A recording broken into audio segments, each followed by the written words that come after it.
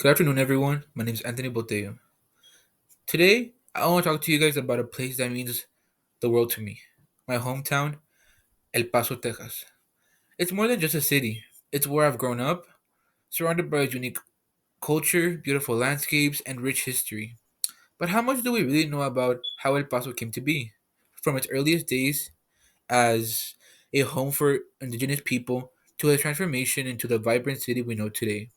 El Paso's story is one of resilience and growth.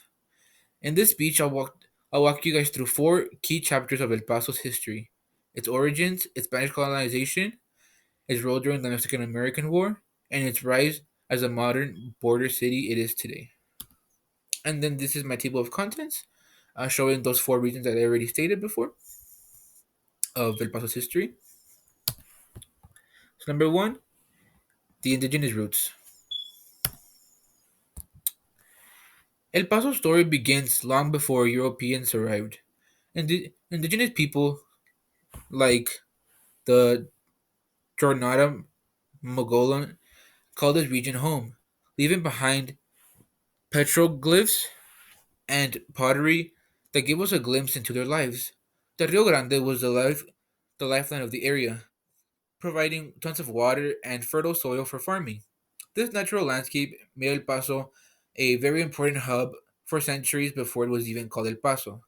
Knowing this history makes me feel proud to live in a place with such deep roots where cultures first intersected long ago. Number two, Spanish colonization. In 1598, Spanish explorer Don Juan de Oñate passed through the area, and marking the beginning of Spanish influence in the region. The Spanish gave El Paso its name, El Paso del Norte, or the Pass of the North, because it was a critical crossing point right over the Rio Grande. The Camino Real trade route passed through here, connecting Mexico City to the northern frontier. Missions like Isleta Mission were built in the late 1600s to expand Spanish influence and convert indigenous peoples.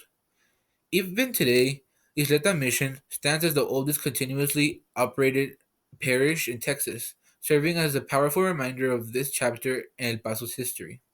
It's amazing to know that one of our city's landmarks has stood the test of the time and continues to represent our past.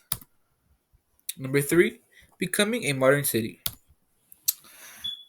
So, in the late 19th century, El Paso's role shifted as new borders were drawn.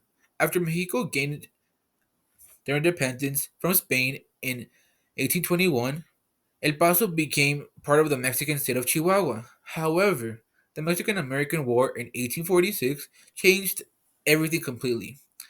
Following the Treaty of Guadalupe Hidalgo in 1848, El Paso officially became part of the United States. This transition wasn't easy, as the city had to adapt to a new identity under US governance.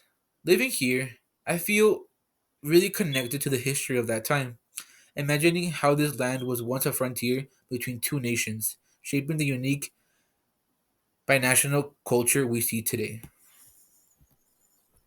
Number four, cultural significance. So, by the late 19th century, El Paso started to boom. The arrival of railroads turned it into a major hub, bringing new industries and people. The city became a melting pot, blending Mexican, American, and indigenous influences to create its one of a kind identity. El Paso even played a key role during the Mexican Revolution, as many sought refuge here during the violence. Today, El Paso thrives as a binational city. Living here, I can see the impact of its history and everything from the delicious food to the blend of languages and traditions. It's amazing to live in a place where you can feel the history all around you. El Paso's history is not just about dates and events, it's about the people, cultures, and stories that shaped this incredible city.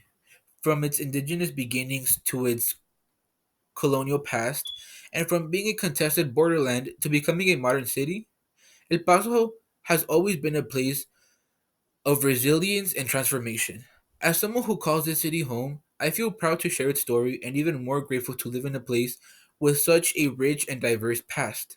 So, the next time you admire the beauty of the Franklin Mountains or explore the historic landmarks all around town, remember the journey that brought El Paso to where it is today. These are my citations, and thank you guys for listening.